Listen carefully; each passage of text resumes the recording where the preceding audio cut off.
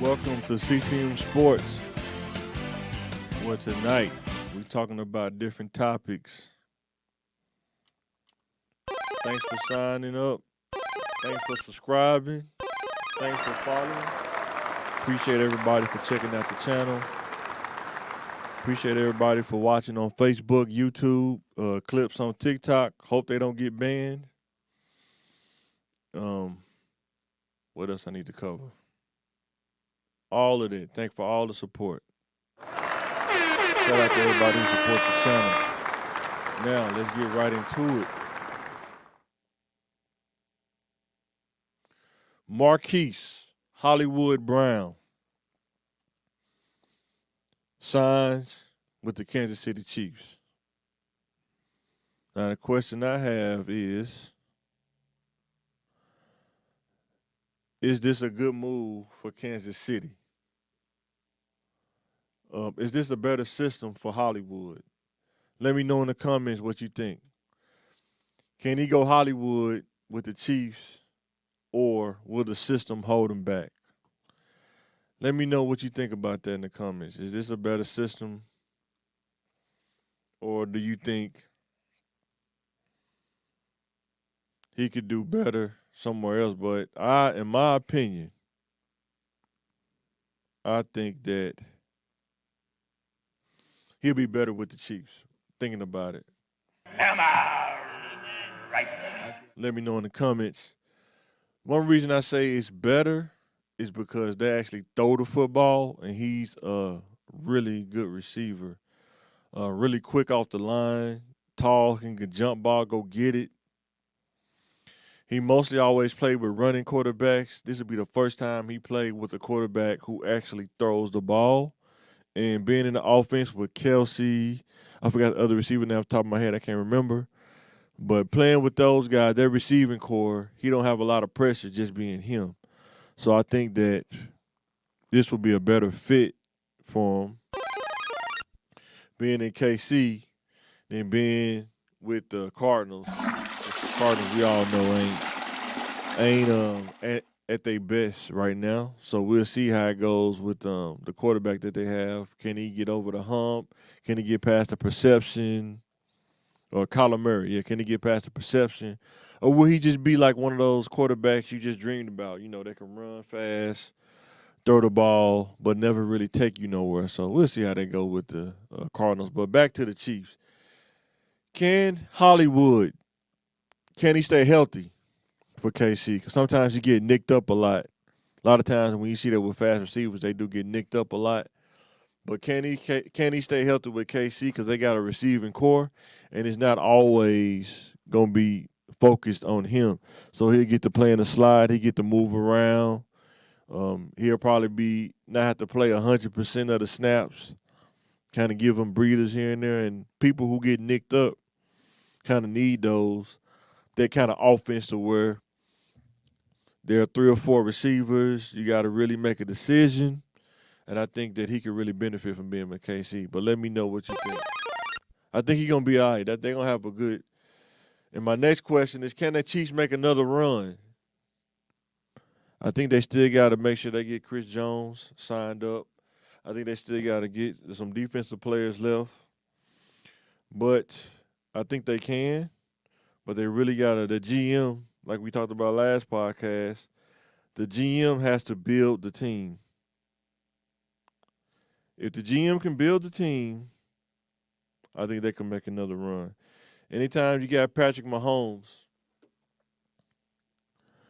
at the helm playing quarterback and you putting the receivers like this around them and other receivers, they got the experience from winning the Super Bowl last year, I don't think you can lose. It's going to be hard to win. So, but let me know in the comments, though.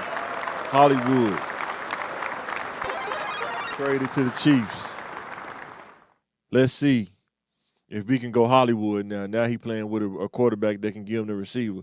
Because he going to blow the top off a lot of defenses. Don't be surprised when you see him on ESPN highlights.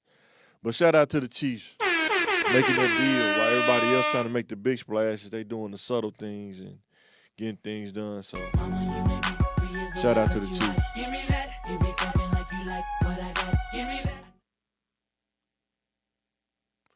The next one is Justin Fields, traded to the Steelers. Tell me what you think about that. Justin Fields traded to the Steelers. The first question is, can he learn from Russell Wilson? Will Russell Wilson be a mentor to Justin Fields? That man was your friend? My friend, huh? Yeah. Tell me why. Because he knows my first name? Or will Russell Wilson feel that this guy's trying to take his spot? Russell Wilson seemed like a cool guy. We'll see how it plays out in the season, but I think that he can really give a lot of game to Justin Fields. And it may play out like the Aaron Rodgers, Brett Favre situation. Brett Favre was there on his way out. Aaron Rodgers was able to sit there, soak in the situation, learn, and find out how to use his skill sets instead of just being thrown right into the fire like Justin Fields was in Chicago. The next one is, can he improve his pocket passing presence? We know he can run the ball. We know he can run out the pocket, but can he stand up in the pocket and deliver the ball, throw the darts, throw in those windows, like throwing an out route? Throw an out route, you got to throw it at a certain time. You can't throw it when he open. You got to throw it before he open. Can you make those kind of throws as he's maturing in the league? And my last question is, Am I right? what happens if he gets another shot and it does not work out? What will the optics be, or what will the perception be? Because he was kind of up and down with the Bears, but I get it, because the Bears offensive line, the Bears offensive talent. I know they got DJ from the Panthers, but I think that's the only one they really had. But now they starting to load up, and that's going to go into our next slide. But let me know, if this doesn't work out with Justin Fields, what do you think the optics or the perception will be on him? Because it's easy to complain when you're in that situation, but when you go to another situation that people deem is better and you don't perform, what is the reason now? So let me know in the comments what you think about that as we move to this next slide. The Bears, are they looking at Caleb Williams for the number 1 pick? I think they are. Caleb Williams, he want all of it. I think he's a better pocket passer than a scrambler, and that's kind of what they need. Now the question is, are they going to be able to get the right team around him? Am I right? They did reload on some offensive talent. I think they got the receiver from the Chargers. I can't remember dude now, top of my head. And they started loading up on defense as well. So the question is, why did they reload now? But when they had Justin Fields, they didn't do such a thing. They kind of just put him out there. It seemed like they put him out there to dry a little bit. But what I will say is, we'll see. Sometimes you can have a team like that, and it's not made for a scrambling quarterback. Am I right? Sometimes you can have a team like that, and it's set up for a pocket passer. Well, I just come to tell you. So let me know in the comments what you think about that. And can you feel Caleb Williams being the number 1 pick for the Bears? Do you think he's better fit with the Bears, or you think he need to go to another team? But yeah, moving on to the next slide. Let me know in the comments what you think about that.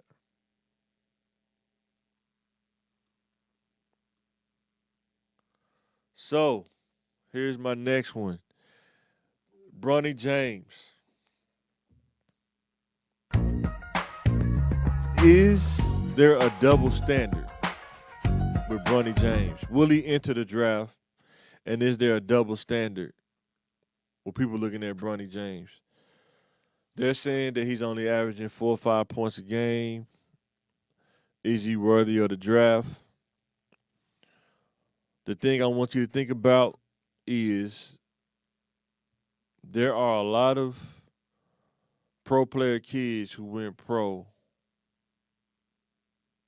who wasn't performing at the level that their dad was. You think about a lot of them. Bill Walton's son, was it Luke Walton? I think, coach for the Lakers, and but he wasn't really like a standout player in the NBA. But I mean, he went to the NBA off his dad's name. Nobody said nothing. Nobody said he entered the draft and criticized him and anything of that nature. Um, Tim Hardaway Jr., product of his dad, went to the league. Scottie Pippen Jr. went to the league. Now, did they get there through a lottery picks? Nope, they didn't get there. But he just came off of a was it a heart situation. I just think he need time.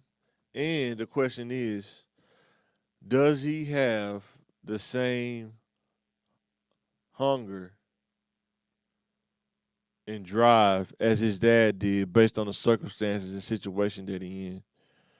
That's a whole nother animal when, you're from Cleveland or Akron or wherever you grew up in Cleveland and you're the first one to get in position.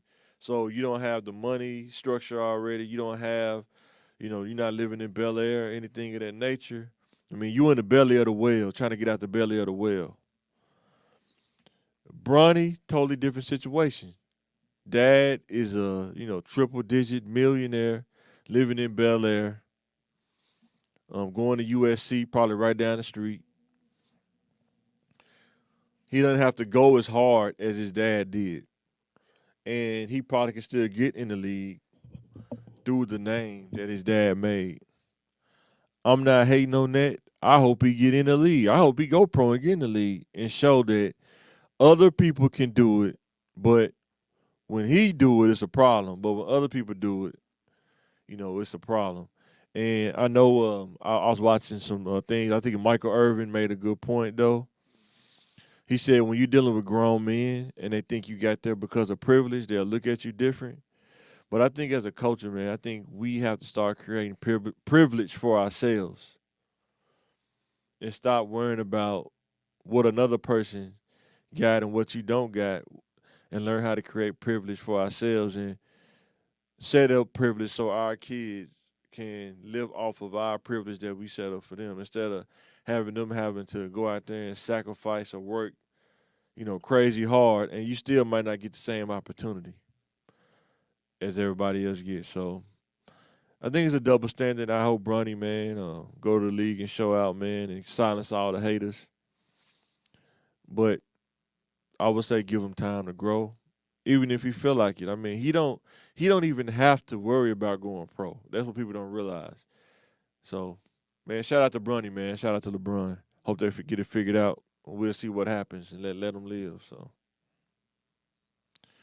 let's go on to the next slide.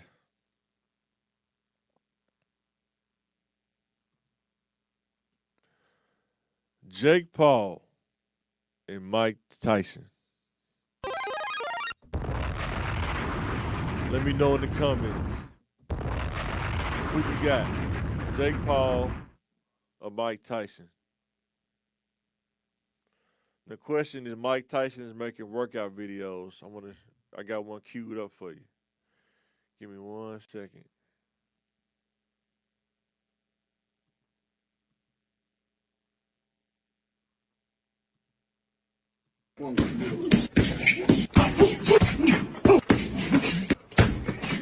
You tell me. Day one, the Jake fun Paul. just begun. What's his strategy? Can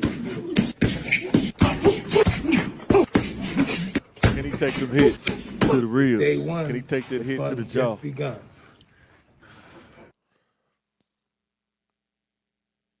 Let's go one more.